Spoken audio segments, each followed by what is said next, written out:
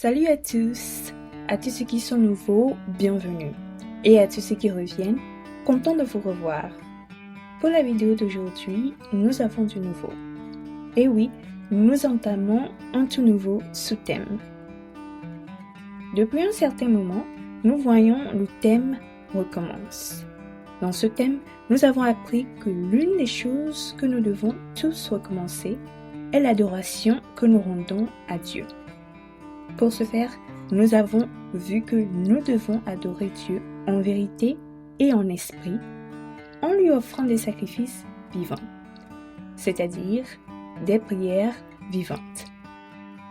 Après avoir beaucoup appris sur la prière en tant que sacrifice vivant, nous passons aujourd'hui à quelque chose de différent, qui, tout comme le sel, lait au repas, est indispensable à l'adoration.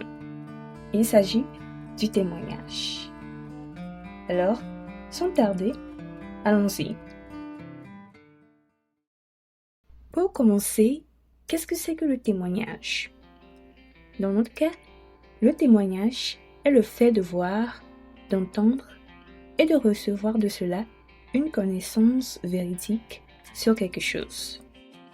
Pour mieux comprendre l'importance du témoignage dans l'adoration rendue à Dieu, allons dans la première épître de Jean, le 5e chapitre, du 7e au 9e verset, qui dit: « Car il y en a trois qui rendent témoignage dans le ciel, le Père, la Parole et l'Esprit Saint.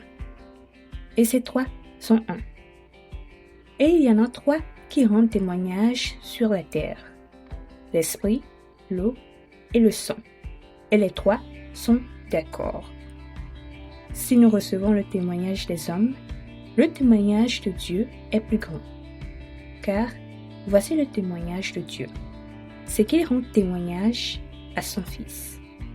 Amen. » Ici, dans le 7e verset, la Bible dit qu'il y en a trois qui rendent témoignage dans le ciel, le Père, la Parole et le Saint-Esprit. Et ensemble, ils ne font qu'un.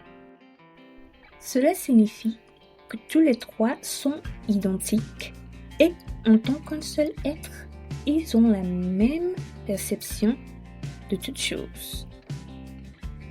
Dans le 8e verset, la Bible dit qu'il y en a aussi trois qui témoignent sur la terre, l'Esprit, qui est l'Esprit Saint, l'eau et le sang. Ces trois sont également identiques et perçoivent toujours tout d'un commun accord sans jamais s'opposer l'un à l'autre.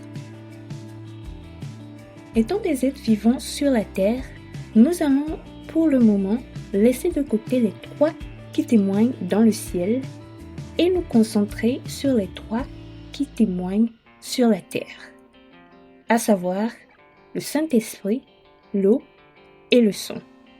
Maintenant, il est important de noter ici que l'eau représente la parole de Dieu et que le sang représente le sang de Jésus-Christ versé à la croix sur le mont Calvaire.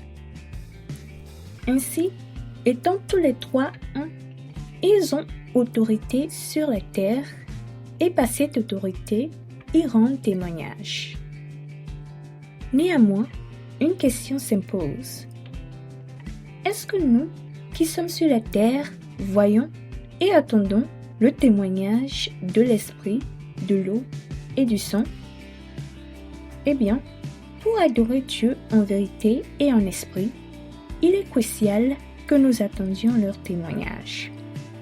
Car, comme le souligne le verset 9, si nous recevons le témoignage des hommes, c'est-à-dire si nous recevons ce qu'un homme ou une femme dit, fait attendre et fait voir, le témoignage de Dieu, qui est ce que Dieu dit, fait attendre et fait voir, est plus grand. Car voici le témoignage de Dieu. C'est qu'il rend témoignage à son Fils, qui est le Seigneur Jésus-Christ.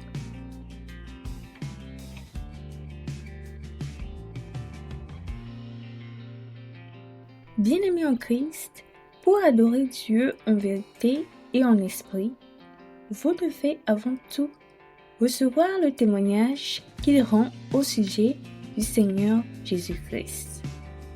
C'est la conviction personnelle que vous devez recevoir en vous-même que l'esprit, l'eau et le sang ne font qu'un, qu'ils proviennent d'une seule personne qui est Jésus-Christ et qu'il ne proclame que son Saint-Nom.